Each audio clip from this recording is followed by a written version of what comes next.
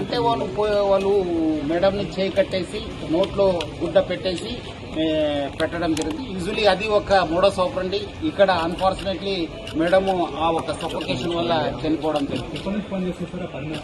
Almost 1 year నుంచి అయింది. So వాళ్ళ మదర్ కోసం ఇక్కడ సార్ వాళ్ళ మదర్ కోసం ఆమె రావడం జరిగింది. తర్వాత మదరు చనిపోయిన తర్వాత మళ్ళీ ఆమె కంటిన్యూ కావడం జరిగింది. అందుకు నేను ప్రజలందరూ కూడా మనం ఇంటికి వెళ్లి ప్రచారం చేయడం జరిగింది. నేపాలీస్ పట్ల మీరు అందరూ కూడా అప్రమత్తం ఉండాలి. ఎందుకంటే ఇంత పోలీస్ చెప్పిన తర్వాత కూడా మళ్ళీ మీ ఇంట్లో పెట్టుకున్నారు. వాళ్ళు ఎవరు ఏమన్నది చూడరు. వాళ్ళు అవకాశం కోసం చూస్తుంటారు. సో అందుకు ఇక్కడ ఒకటే కాదు, బెంగళూరులో అయింది, బాంబేలో అయినావు, పూణేలో అయినావు. సో జాగ్రత్త ఉండాలని చెప్పి నేను ప్రజలందరూ కూడా కోరుతున్నాను.